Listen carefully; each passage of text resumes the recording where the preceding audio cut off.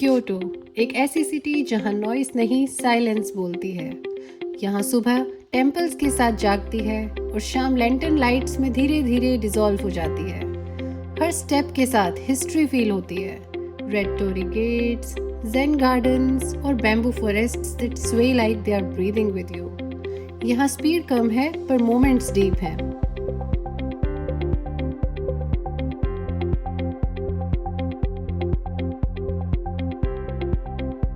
No rush, no chaos, बस footsteps, wind और एक काम जो अंदर तक सेटल हो जाता है।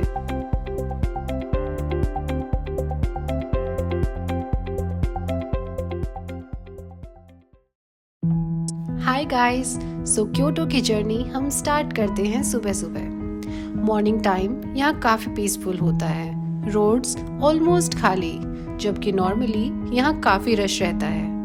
सिटी धीरे धीरे वेकअप हो रही है और हम मूव कर रहे हैं अपने फर्स्ट डेस्टिनेशन की तरफ, फुशिमी इनारी ताइशा।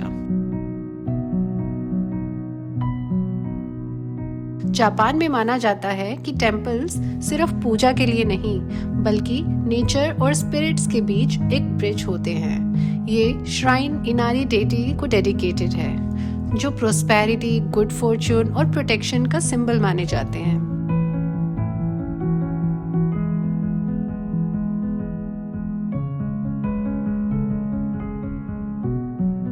यहीं से स्टार्ट होता है क्योटो का most iconic experience, the endless torii gets.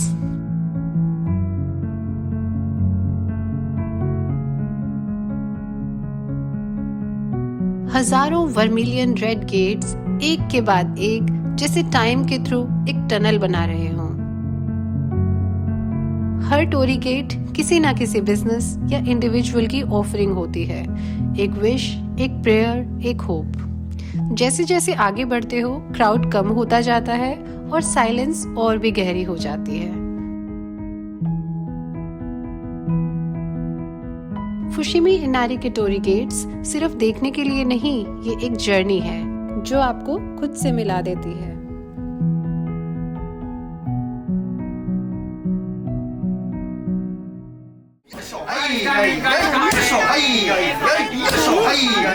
हम आ गए हैं जापान की मोस्ट वायरल मोची पाउंडिंग शॉप पे, जहाँ ट्रेडिशन और एनर्जी दोनों फुल पावर में दिखती है। और इसी के पास है हमारी नेक्स्ट डेस्टिनेशन, कियोमिज़ु टेरा।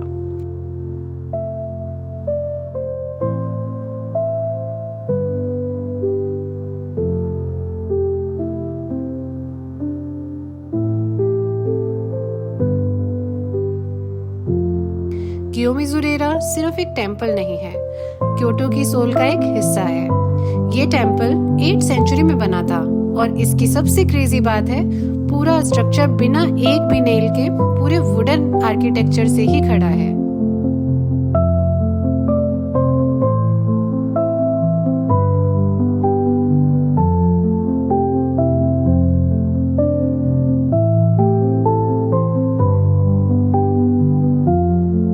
टेम्पल का नाम कियोमिज़ु आया है यहाँ के सेक्रेड स्प्रिंग वाटर से, जिसे जापानीज बिलीफ में लाइफ गिविंग माना जाता है। यहाँ लोग स्पेशली इस पानी से ब्लेसिंग्स लेते हैं, हेल्थ, सक्सेस और लॉन्ग लाइफ के लिए।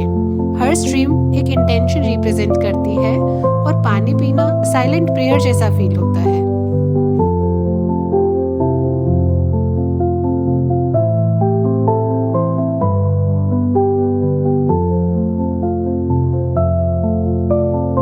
यहाँ के वुडन स्टेज से क्योटो का व्यू बिल्कुल सिनेमैटिक लगता है, स्पेशली चेरी ब्लॉसम और ऑटम सीजन में। इस जगह की वाइब सिर्फ देखने की नहीं, फील करने की है। नेचर, बिलीफ और डिजाइन का एक परफेक्ट बैलेंस। और यहीं से स्टार्ट होती है एक scenic walk, stone paved lens, traditional houses, small cafes and souvenir shops के बीच से हम चल पड़ते हैं सेनिनजाका और निनिनजाका की तरफ।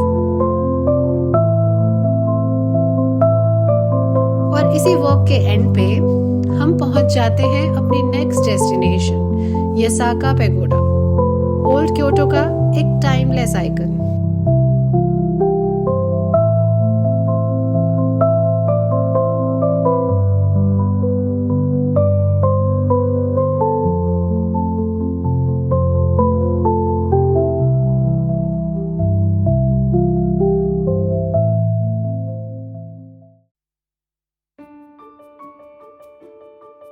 अब हम फिर से अपनी वैन से क्योटो सिटी को क्रॉस कर रहे हैं, एक एंड से दूसरे एंड की तरफ। रोड्स एकदम क्लीन है, ट्रैफिक काफ़ी डिसिप्लिन्ड और हर जगह ग्रीनरी ही ग्रीनरी। यहाँ की स्ट्रीट्स लाउड नहीं है, यहाँ लाइफ सॉफ्ट पेस में चलती है।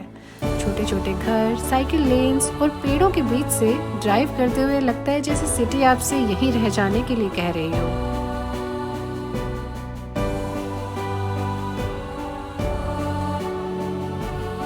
और घूमते घूमते हम पहुंच जाते हैं Kinkakuji, the iconic golden pavilion.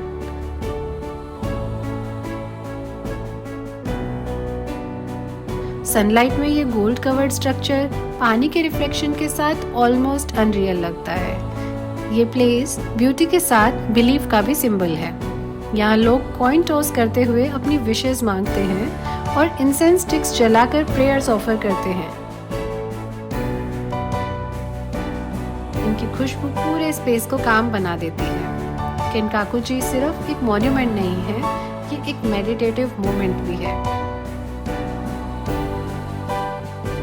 अब हम निकल पड़े हैं अराशियामा बैम्बू फॉरेस्ट की तरफ। रोड्स पे क्राउड बढ़ता ही जा रहा है, एनर्जी हाई है, पर एक्साइटमेंट और भी ज़्यादा।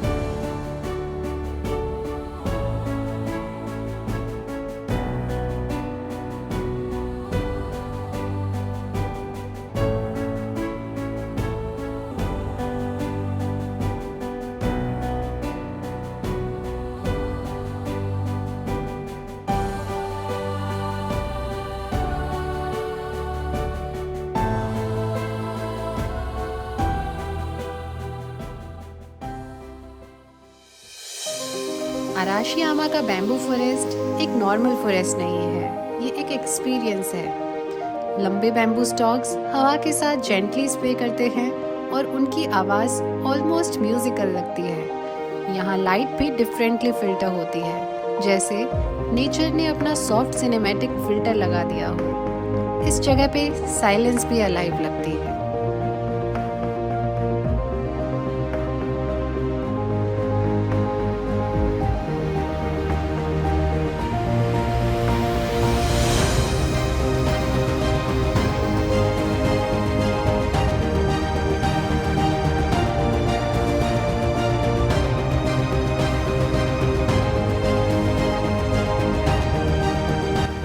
क्योटो सिर्फ एक ट्रैवल डेस्टिनेशन नहीं था, ये एक फीलिंग थी। टेम्पल्स की शांति, स्ट्रीट्स की सिंप्लिसिटी, नेचर का बैलेंस और ट्रेडिशंस का डेप्थ। ये ट्रिप हमें ये याद दिलाती है कि ब्यूटीफुल प्लेसेस सिर्फ देखने के लिए नहीं होते, वो हमें थोड़ा स्लो करने, थोड़ा फील करने और थोड़ा बेटर बनाने के लिए होते हैं।